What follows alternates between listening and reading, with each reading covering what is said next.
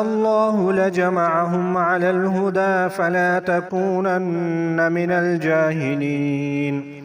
إنما يستجيب الذين يسمعون والموتى يبعثهم الله ثم إليه يرجعون.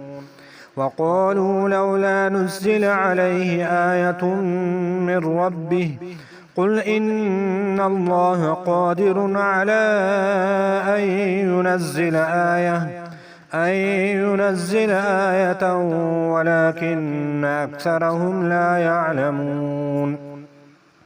وما من دابة في الأرض ولا طائر يطير بجناحيه إلا أمم أمثالكم ما فرطنا في الكتاب من شيء ثم إلى ربهم يحشرون.